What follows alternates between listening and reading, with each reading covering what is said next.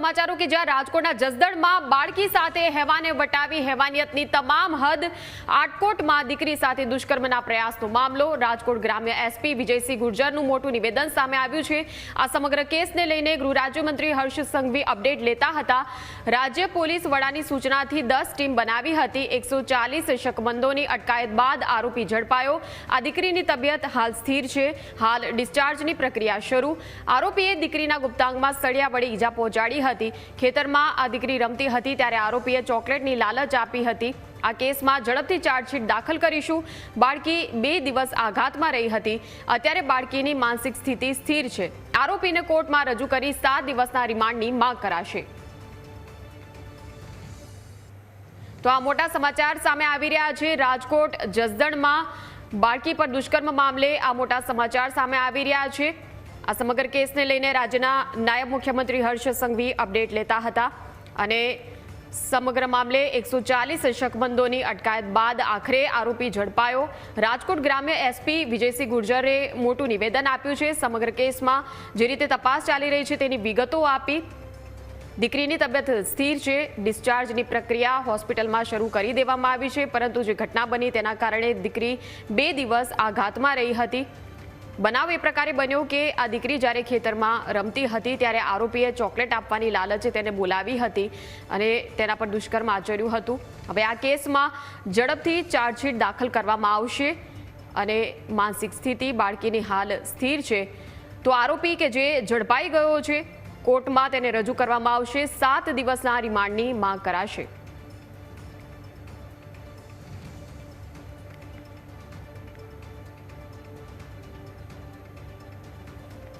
તો જે રીતે સમગ્ર મામલો સામે આવ્યો છે, નરાધમે હેવાનિયતની તમામ હદો વટાવી બિલકુલ દિલ્હીના નિર્ભયા કાંડની યાદ અપાવે તે પ્રકારનો આ કિસ્સો છે કે જ્યાં દીકરી પર દુષ્કર્મની આ ઘટના સામે આવી છે અને સમગ્ર કેસને લઈને સરકારની સીધી નજર છે કે કઈ રીતે તપાસ થઈ રહી છે।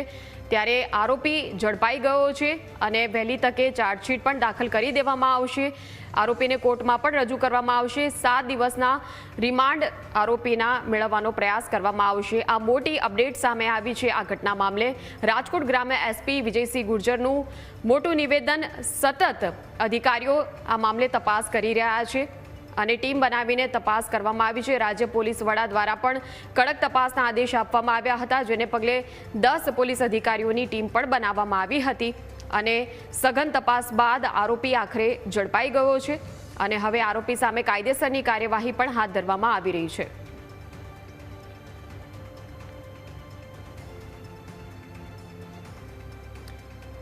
કાળજુ કંપાવે તેવી હેવાનિયત આચરવામાં આવી આ દીકરી સાથે કે જ્યારે માસૂમ આ બાળકી ખેતરમાં રમતી હતી અને તેનો પરિવાર એક શ્રમિક પરિવાર છે।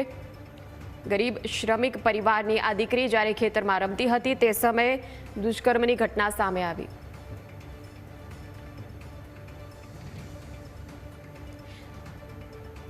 સંવાદદાતા ઋષિ આપણી સાથે લાઈવ જોડાઈ ગયા છે। ઋષિ, જે રીતે સમગ્ર આ દુષ્કર્મની ઘટના સામે આવી છે, પરંતુ 10 પોલીસ અધિકારીઓની બાહોશ ટીમે આખરે આરોપીને ઝડપી પાડ્યો છે અને હવે કાયદેસરની કાર્યવાહી આગળ હાથ ધરવામાં આવશે, શું વિગતો?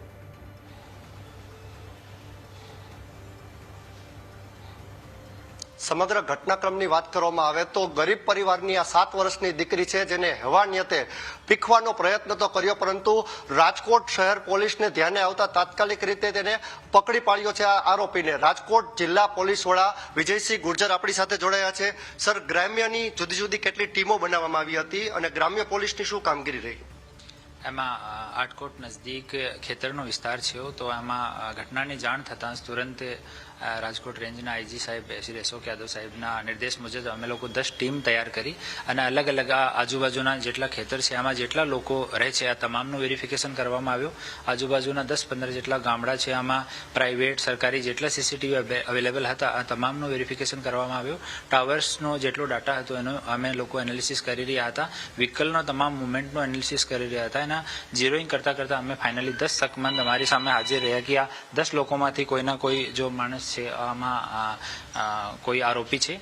તો પછી પૂછપરછ પછી આરોપી થી થોડી પૂછતાછ કરવામાં આવી તો આરોપીએ કબૂલ કર્યો કે અમારાથી ગુના થયો છે અને ઘટનાના દિવસમાં બાળકી જો છે ત્યાં પોતાના મામાના ખેતરમાં રમતી હતી મામાના દીકરા દીકરીઓ સાથે અને બાજુમાં આરોપી હતો. ત્યાંથી આરોપી બપોરની 12 વાગ્યાની આજુબાજુ ત્યાં ખેતરમાં આવ્યો અને બાળકીને જોઈને એની નિયત બગડી અને બાળકી સાથે દુષ્કર્મનો પ્રયાસ કર્યો. પછી એને હાથમાં સળિયાથી ઇન્જરી પણ કરી બાળકીને.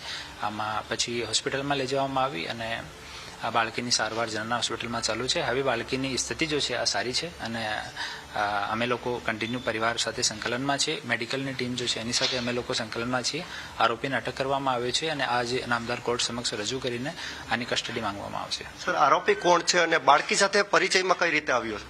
આરોપી બાળકીના જો મામા છે, મામાના ખેતરના બગલના ખેતરનો ભાગ્યો છે તો એમ ઓળખે છે કે એ લોકો પણ ભાગ્યા છે ઓર દાહોદ બાજુના રહેવાસી છે.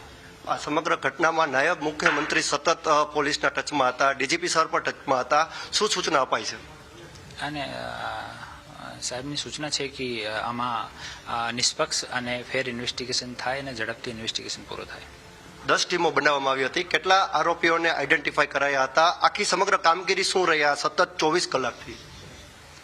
આમાં 10 ટીમો બનાવીને આજ જો અમને તમે કામગીરી કીધી કે ભાઈ તમામ લોકો જે શકમંદ હતા એની પૂછપરછ કરવામાં આવી.